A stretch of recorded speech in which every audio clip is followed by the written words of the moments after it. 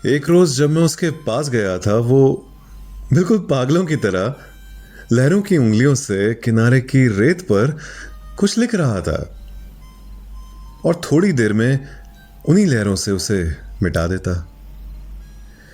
मैंने पूछा तो उसने बताया, कुछ नहीं यार, बस खत लिख के फाड़ रहा हूं। वो खत उसने पहाड़ों को लिखे थे। पहाड़ों से उसे इश्क है, लेकिन अपनी बात उन तक पहुंचाने का कोई रास्ता उसे नहीं दिखता। वैसे सूरज उसे तपाकर बादल बनाता है और वो बादल पहाड़ों पर फिर बर्फ बनकर गिरते भी हैं। मैंने कहा था उन्हीं के हाथ अपना खत भेज दे भाई, लेकिन वो कुछ बातें सूरज से छिपाकर रखना चाहता था और बेचैनी थी कि कम होने का नाम ही नहीं ले रही थी। वो रात भर पहाड़ों को याद करके चीखता रहता, लेकिन जैसे ही सुबह सूरज चचा आते वो बिल्कुल शांत हो जाता। मैं उसकी बेचैनी समझ सकता था और वो मुझसे देखी नहीं जाती। मुझे जाना होगा अनामी। समंदर के बहुत सारे अनपोस्टेड लेटर्स मेरे पास हैं।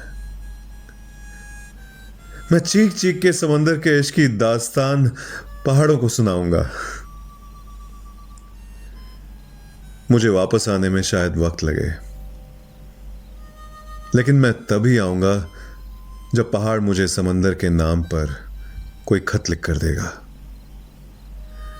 मुझे समंदर के चेहरे की मुस्कान देखनी है। मेरी बातें पढ़कर शायद तुम्हारे चेहरे पर भी मुस्कान आ गई हो। मुस्कुराहटें इन दीवारों को बहुत पसंद हैं। मैंने इस घर से फेयरवेल गिफ्ट में बस इतना मांगा है कि ये तुम्हें मुस्कुराने की वजह देता रहे। विदाई और स्वागत एक ही सिक्के के दो पहलू हैं। कल तुम जब आओगी, तुम इन दीवारों को अजनबी नहीं पाओगी। हो सकता है कभी तुम भी मेरा चेहरा बनाने की कोशिश करो, पर याद रखना, हवाओं का चेहरा नहीं होता। मुझसे एक वादा करोगे? नहीं नहीं, कोई बड़ी चीज नहीं मांग रहा तुमसे। जब तुम यहां से जाओ तो ऐसे ही अगले आने वाले मुसाफिर की इन दीवारों से एक छोटी सी मुलाकात करवा देना। इस घर की रिवायत को बस टूटने मत देना। बस इसी तरह एक अनपोस्टेड लेटर लिखकर छोड़ जाना।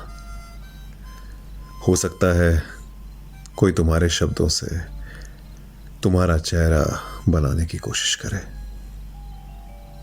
तुम्हारा दोस्त, एक गुमनाम।